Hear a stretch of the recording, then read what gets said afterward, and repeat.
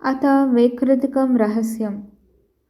ऋषि कहते हैं, राजन, पहले जिन सत्व प्रधान त्रिगुणमयी महालक्ष्मी के तामसी आदि भेद से 3 रूप स्वरूप बतलाए गए, वे ही शर्वा, चंडिका, दुर्गा, भद्रा और भगवती आदि अनेक नामों से कही जाती है।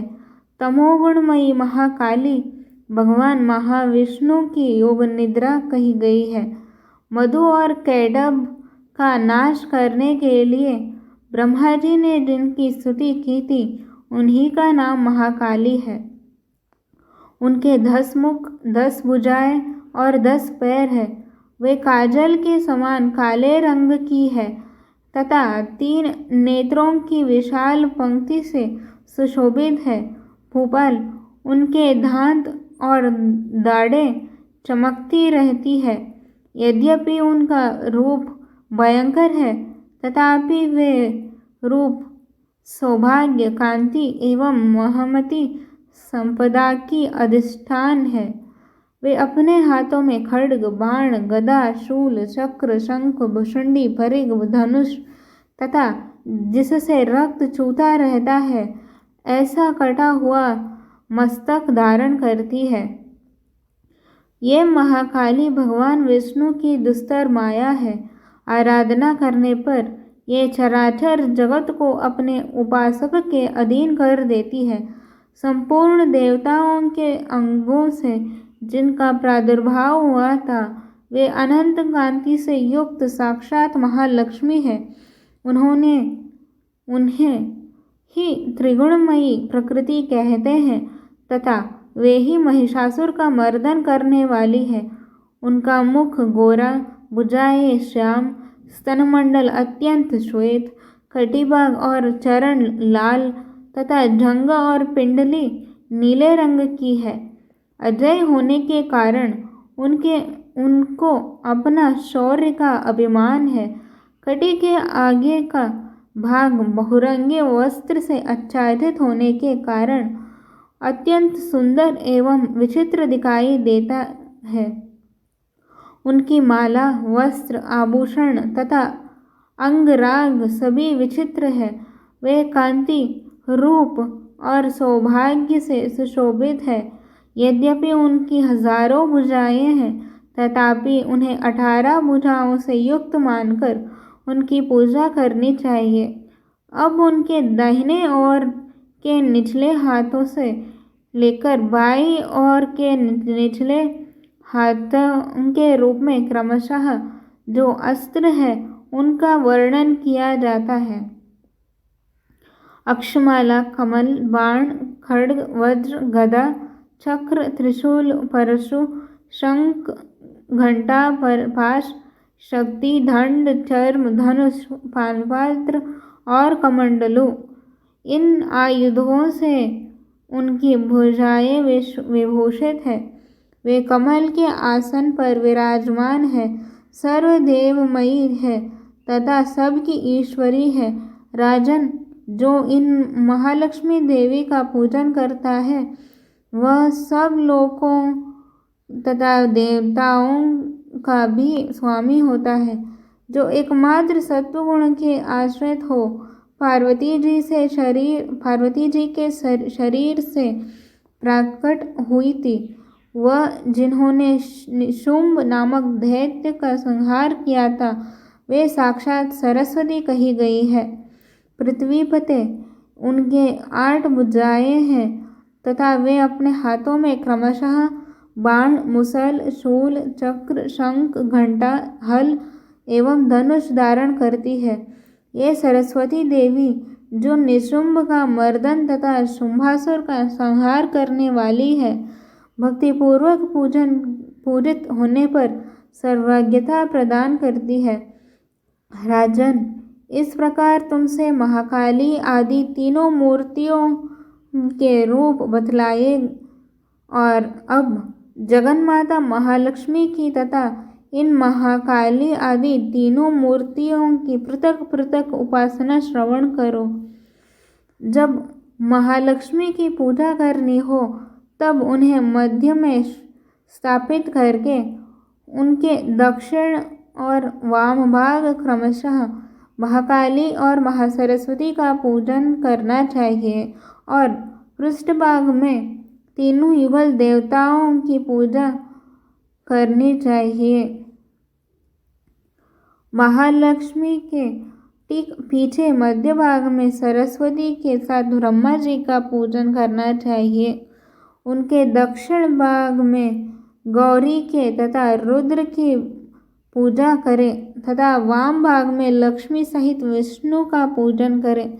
महालक्ष्मी आदि तीनों देवियों के सामने निम्नांकित 3 देवियों के भी पूजा करनी चाहिए। मध्यस्थ महालक्ष्मी के आगे मध्य भाग में 18 भुजों वाली महालक्ष्मी का पूजन करें। उनके वाम भाग में 10 मुखों वाली महाकाली का तथा दक्षिण भाग में 8 भुजाओं वाली महासरस्वती का पूजन करें। राजन, जब केवल 18 भुजों वाली महालक्ष्मी का अथवा 10 मुखी काली का या 8 भुजा सरस्वती का पूजन करना हो, तब सब अरिष्टों की शांति के लिए इन दक्षिण भाग में काल की और वाम भाग में मृत्यु की भली भांति पूजा करनी चाहिए। जब शुंभासुर का संहार करने वाली अष्टभुजा देवी की पूजा करनी हो, तब उनके साथ उनकी 9 शक्तियों का और दक्षिण भाग में रुद्र एवं वाम भाग में गणेश जी का पूजन करना चाहिए। नमो देवी ऐसे इस स्तोत्र से महालक्ष्मी की पूजा करनी चाहिए तथा उनके 3 अवतारों की पूजा के समय उनके चरित्रों में जो स्तोत्र और मंत्र आए हैं उन्हीं का उपयोग करना चाहिए। 18 भुजों वाली महिषासुर मर्दिनी महालक्ष्मी ही विशेष रूप से पूजनीय है, क्योंकि वे ही महालक्ष्मी, महाकाली, महासरस्वती कहलाती है। वे ही पुण्य पापों की अधीश्वरी तथा संपूर्ण लोकों की महेश्वरी है। जिसने महिषासुर का अंत करने वाली महालक्ष्मी की भक्तिपूर्वक आराधना की है, वह संसार का स्वामी है। अतः जगत को धारण करने वाली भक्तवत्सला भगवती चंडिका की अवश्य पूजा करनी चाहिए। आर्घ्य आदि से आभूषणों से गंध, पुष्प, अक्षत, धूप, दीप तथा नाना प्रकार के भक्ष्य पदार्थों से युक्त नैवेद्यों से, रक्त संचित बलि से, मांस से तथा मदिरा से देवी का पूजन होता है। प्रणाम। आचमन के योग्य जल, सुगंधित चंदन, कर्पूर तथा तांबूल आदि सामग्रियों को भक्तिभाव से निवेदन करके देवी की पूजा करनी चाहिए। देवी के सामने बाएं भाग में कटे मस्तक वाले महादैत्य महिषासुर का पूजा करना चाहिए, जिसने भगवती के साथ सायुज्य प्राप्त कर लिया।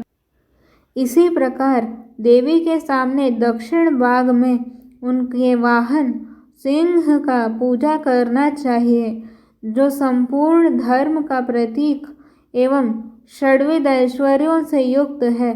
उसी ने इस चराचर जगत को धारण कर रखा है। तदनंतर बुद्धिमान पुरुष एकाग्रचित्त हो देवी की स्तुति करें, फिर हाथ जोड़कर तीनों पूर्वोक्त चरित्रों द्वारा भगवती का स्तवन करें। यदि कोई एक ही चरित्र से स्तुति करना चाहे तो केवल मध्यम चरित्र पाठ से कर ले, किंतु प्रथम और उत्तर चरित्र में से एक का पाठ करना मना है। आधे चरित्र का भी पाठ करना मना है। जो आधे चरित्र का पाठ करता है उसका पाठ सफल नहीं होता। पाठ समाप्ति के बाद साधक प्रदक्षिणा और नमस्कार तथा आलस्य छोड़कर जगदम्बा के उद्देश्य से मस्तक पर हाथ जोड़े और उनसे बारंबार त्रुटियों या अपराधों के लिए क्षमा पर प्रार्थना करें। सप्तशती का प्रत्येक श्लोक मंत्र रूप है। इससे तिल और घृत मिली हुई खीर की आहुति दे अथवा सप्तशती में जो स्तोत्र आए हैं उन्हीं के मंत्रों से चंडिका के लिए पवित्र हविष्य का हवन करें। होम के पश्चात एकाग्रचित्त हो महालक्ष्मी देवी के नाम मंत्रों का उच्चारण करते हुए पुनः उनकी पूजा करें।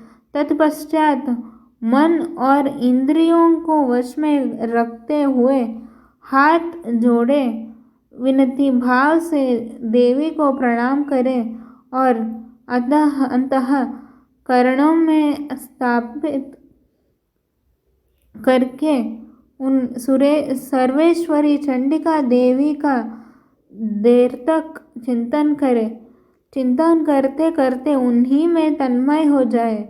इस प्रकार जो मनुष्य प्रतिदिन भक्ति पूर्वक परमेश्वरी का पूजन करता है वह मनोवांछित भोगों को भोग कर अंतिम में देवी का सायुज्य प्राप्त करता है। जो भक्तवत्सला चंडिका का प्रतिदिन पूजन नहीं करता, भगवती परमेश्वरी उसके पुण्यों को जलाकर भस्म कर देती है। इसीलिए राजन, तुम सर्वलोक महेश्वरी चंडिका का शास्त्रोक्त विधि से पूजन करो, उससे तुम्हें सुख मिलेगा।